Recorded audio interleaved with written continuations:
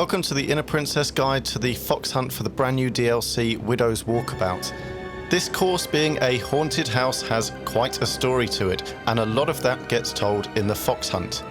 The clues in this are not the easiest, but the story and the method for finding them are probably among my favourite of all the Foxhunts so far. So if you like this one, please do drop a comment below. Like the video if you find it helpful, and please do subscribe if you're not already. Anyway, let us start with our first clue, which is always at hole number 1.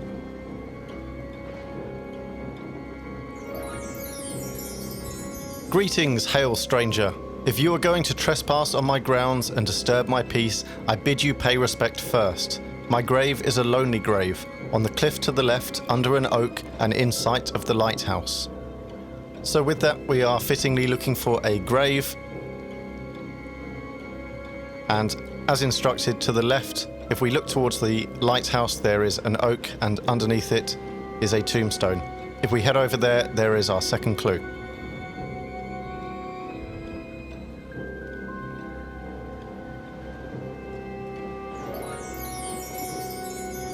I have been resting so long I scarcely recollect my own name. Do me a favour and play a sad melody upon the piano to reawaken my memories. So, to find the piano, we go to the big banquet hall, which is hole number 6. And then, as you may know, all of the instruments in Walkabout play themselves, honestly.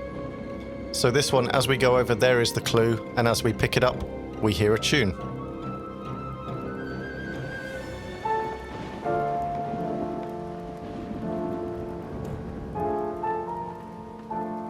You may recognise that as the theme from the Welcome Island. Ah yes, that is indeed a melancholy tune, Trespasser. I remember now that I am called the Grey Widow, and this is, or was, my house. I share it with others now. Find my wedding dress in the attic and I will continue my tale. So we've now learnt who is the owner of the house and that it is co-occupied with ghosts, and if we head to the attic at hole number 17, we can find a number of... We can find a number of their belongings, and here is the wedding dress. Still as pretty as the day I wore it. I remember now that I was married to a seafaring man of some sort, and we had 3 children together. Oh, let me see my precious babies again. Look in the crib, won't you? So we're now piecing together the picture of the family that lived here, and the crib is in the children's room at hole number 13. There's the doll's house, and to the right, there it is, and there's the next clue. My children wish to play a game, Trespasser. Find some of their favourite storybooks around the house. One in the sitting room, one in the hallway, and one in the library. Good luck. So we have these 3 books to find: The Putt and the Pendulum, Bogeyman's Bonanza, and Lost Ball in the Graveyard. As a side note, these books littered around the house are just one of many Easter eggs to enjoy in this course, so see if you can find them all and read the titles. Looking for the first one then in the sitting room, and if we head over towards this footstool type thing, there is the first book named. So next we are looking for one in the hallway, and then the one in the library. So the hallway first, if we go to this second floor, and follow this hole around, and over by the chair. It is quite dark, so you might need to squint to read the title. There is Bogeyman's Bonanza. So finally we're looking for one in the library. Plenty of books in there, so this could take you a while to find. So the library is down by hole number 9. If you send yourself down there, and then looking back towards the fireplace, we can see this huge elephant head that's fallen off the wall, which now forms part of the hole, has actually disturbed some books on its way down, and one of those is the one we're looking for. The children have placed a trinket upon the dollhouse as a clue to their father's identity. What could they be playing at? So the doll's house we saw earlier on when we were in the children's room. So if we go back to hole number 13, and in the corner is the doll's house mock-up of the widow's house, and there is the trinket on top. The toy is only a hint. Don't disturb the children's playthings. You'll make them angry. And if the dolls are anything to go by, I don't want to make the children angry. So, we are looking for the actual telescope, and that is right up on the top of the house. by hole number 18. There it is, so if we peer out to see if that gives us a clue. Okay, and there is the actual Foxhunt clue. That's right, he was no mariner, he was the lighthouse keeper, guiding souls safely into port. My dear Ambrose, but why is he not now at my side? Where is he? His portrait hangs in the ballroom. So we now know the Grey Widow was married to a man named Ambrose, who was the lighthouse keeper. We're looking for his portrait, and that is in the ballroom, down by hole number 6.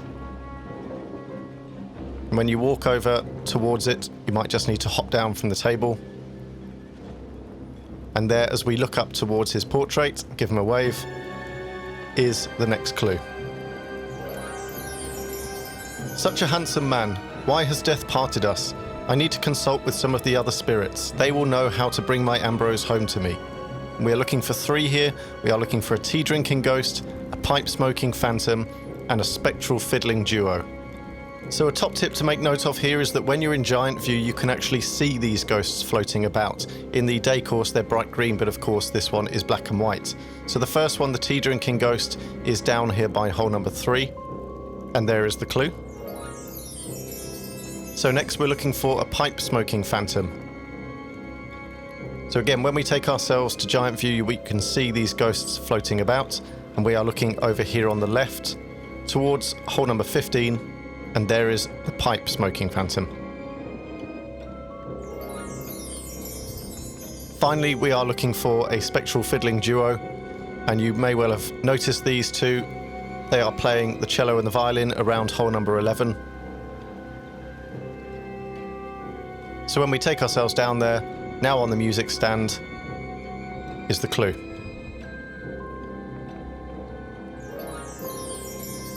The fiddling ghosts have the following clue.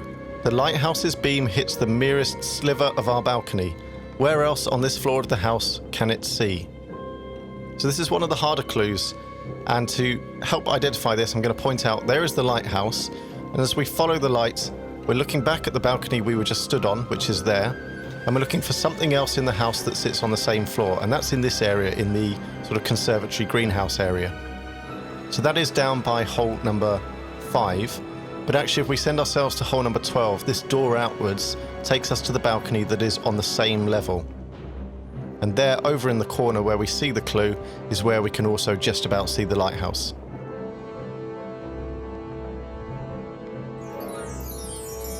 The tea-drinking ghost takes a sip, looks up, and rasps cryptically.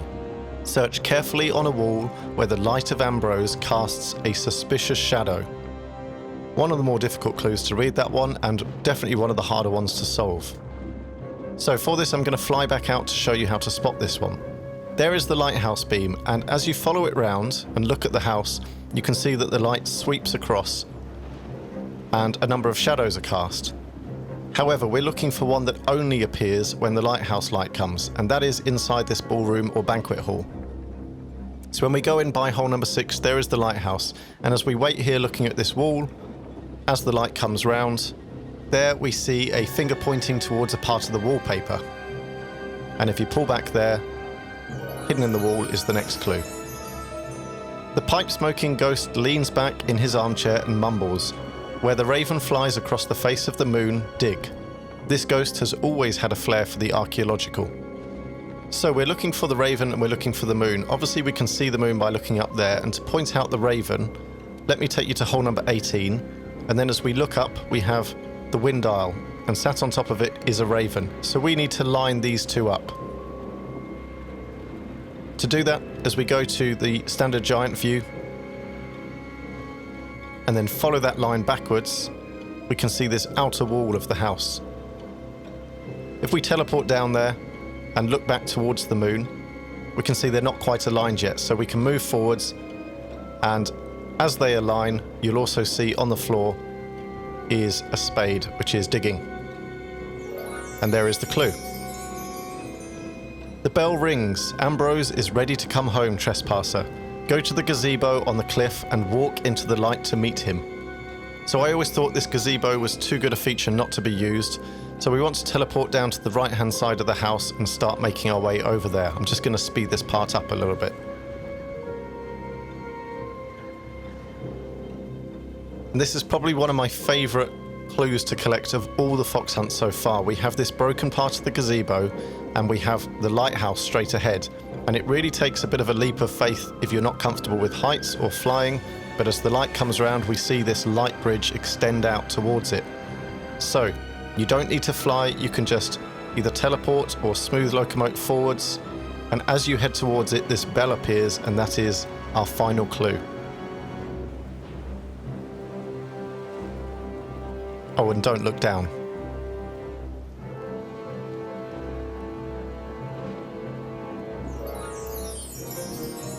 Welcome to the Grey Widow's Manor, friend. You are finally one of us. You have earned the right to wield our ethereal putter, the Widow's Wail. Putt in peace, and may the Eye of Ambrose be always upon you. So that concludes the fox hunt and unlocks the Widow's Walkabout themed putter.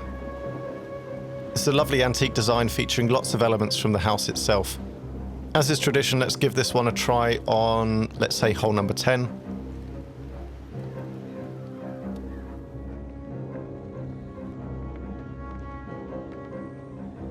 And unfortunately, these flying books probably give away that, yeah, this was edited. Took me a few tries, but there is the hole in one. A little bit lucky off those last books. So that concludes the fox hunt. Hopefully you've enjoyed this one. I think it's one of the most creative they've done yet. And with this black and white styled night course, it really has a great atmosphere to it. If you want to see the putter in colour, you'll need to do so on another course or back at the Welcome Island. So there we have it, a lovely wooden putter with what could be an iron style window, or I see it more as a Kipling Bakewell slice, but hey, that's just me. Anyway, thank you again for watching. I hope you found this helpful and you've enjoyed the fox hunt, as well as this brand new DLC. It is something different, but really do like this one. So please do leave a comment if you found any of this helpful, or if you want to say anything about the course. Please do like the video if it's helped you at all, and subscribe to the channel if you want to stay informed of more content like this. Thanks again for watching, and I look forward to seeing you out on the course.